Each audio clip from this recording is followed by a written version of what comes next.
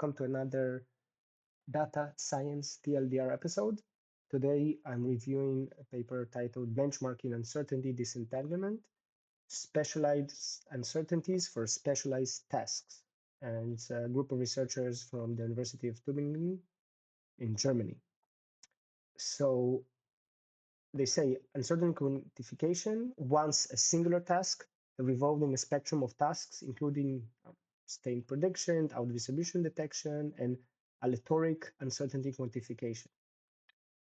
So what they're claiming here that you can, in research papers, people usually took uncertainty of what the model predicts, like a dichotomy.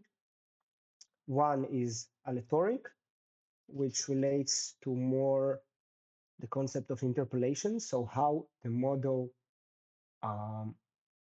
deals with ambiguity from data that it has seen, okay?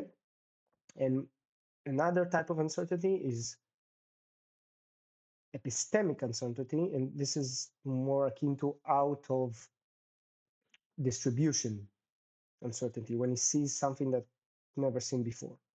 Okay, so usually people say uncertainty is a combination of both of those two.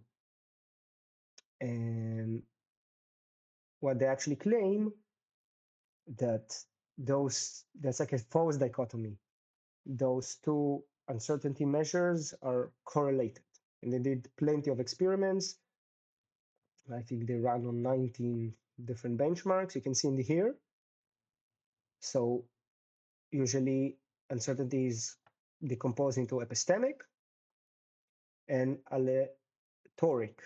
But this part of the figure shows that they are highly correlated. So when one uncertainty is high, the other is high, and vice versa. If we look at the different methods they use and go to the mathematical definition, as you can see here, the total entropy of the uncertainty, that's how they measure it. And again, if you want to understand entropy, we have an episode about it, actually a few episodes about information and entropy.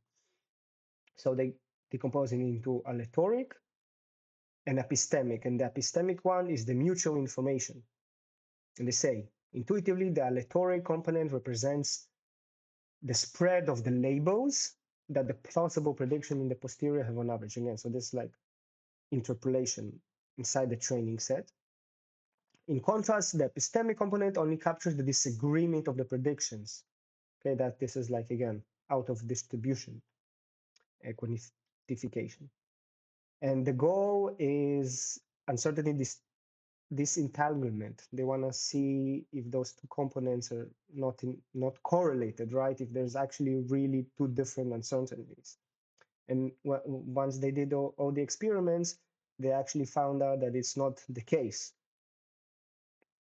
Okay, so if we look at figure number 3, we see that performance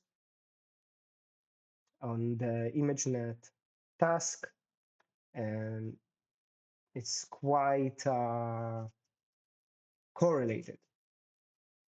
And for each different task, there's a different uncertainty method that works best. So for example, the Mahalanobis distance method proved excellent detection for out of distribution while being completely uncorrelated with aleatoric uncertainty. So the idea here, instead of trying to decompose uncertainties into those two options, we should focus on developing specialized methods of uncertainty quantification for specific tasks.